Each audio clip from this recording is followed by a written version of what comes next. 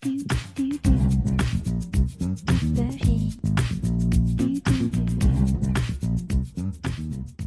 j'ai participé ce matin à la première réunion et constitution du Parlement de l'Union populaire.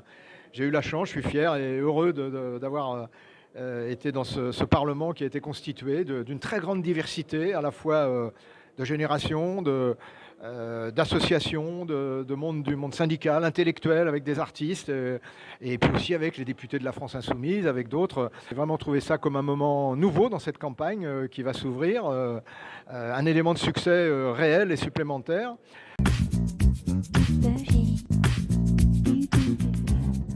Personnellement, évidemment, je vais essayer de contribuer à ce qui m'a guidé dans toutes mes orientations et mes implications associatives, en particulier depuis ces dernières années, puisque j'ai été jusqu'à il y a 2 ans secrétaire national du Secours populaire. Et maintenant, je vais essayer de faire en sorte que les plans qu'on nous a invités, sur lesquels nous allons travailler, c'est celui de l'éradication de la pauvreté. Et cette éradication de la pauvreté, c'est important parce que c'est pas seulement donner aux pauvres et donner plus aux pauvres.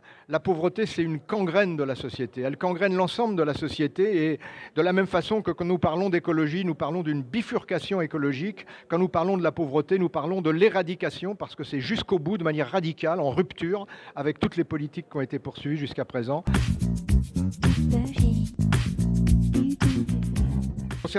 Concernant la pauvreté, il y a bien évidemment les mesures d'extrême urgence qui concernent la question des SDF, et tenir là cette fausse promesse que Macron avait faite, plus un seul SDF avant la fin de l'année. C'est l'engagement de l'avenir en commun. C'est bien entendu aussi toutes les mesures qui concernent les questions alimentaires, hein, quand on sait qu'il y en a 8 millions. Ça veut dire qu'il faut qu'on crée les conditions, évidemment, pour qu'il y ait des revenus qui soient donnés, pour que les gens puissent satisfaire. C'est aussi des mesures immédiates sur lesquelles nous allons travailler en détail, sur la manière dont les associations peuvent être encouragées et peuvent nous aider, y compris à faire en sorte que les personnes qui doivent avoir recours à des aides auxquelles ils ont droit, hein, ils ne sont pas actuellement, parce que ce sont des personnes invisibles, parce qu'on ne les voit pas, parce qu'elles-mêmes sont dans une telle situation qu'ils n'ont pas la possibilité de défendre leurs droits.